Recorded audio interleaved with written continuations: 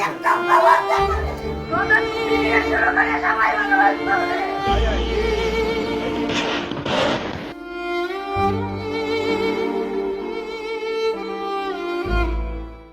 আল্লাহ, আমাকে মাটি দিত আমার ছেলে, আর এখন আমাকে মাটি দিতে হবে একমাত্র ছেলেকে হারিয়ে পাগল প্রায় মা নীলুফা আক্তার।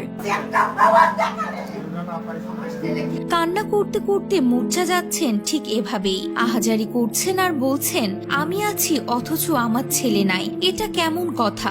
আমারে মাটি দিব আমার ছেলে, আর এখন আমারে দিতে হইব তাকে মাটি। নিজের জীবন বাজি রেখে সাহসিকতা ও দক্ষতা দিয়ে জনমানুষের জীবন রক্ষা করেছেন চট্টগ্রামের পতেঙ্গায় বিধ্বস্ত হওয়া প্রশিক্ষণ বিমানের পাইলট, যার জন্য বড় ধরনের ক্ষয়ক্ষতি এড়ানো গেছে।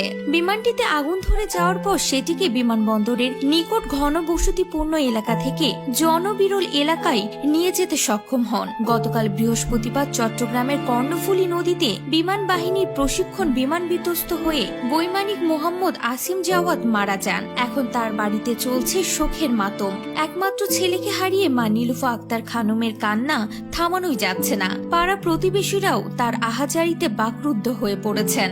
জাওয়াদের মা নীলুফা আক্তার খানম বিলাপ করছেন আর বলছেন, আমার ছেলে প্রতিদিন সকালে ফোন করে, কিন্তু আজ এখন পর্যন্ত ফোন করেনি। কখন আসবে জাওয়াদের ফোন? এই আহাজারি কোনোভাবে সামাল দিতে পারছেন না প্রতিবেশী আত্মীয়রা।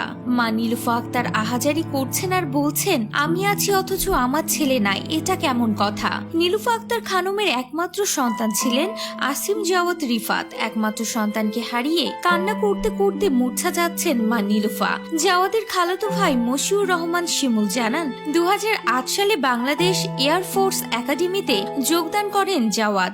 2011 সালে বিমান বাহিনীতে অফিসার হিসেবে কমিশন লাভ করেন। শিমুল আরো জানান, জাওয়াদের 6 বছরের এক কন্যা সন্তান ও 1 বছর বয়সী এক ছেলে সন্তান রয়েছে।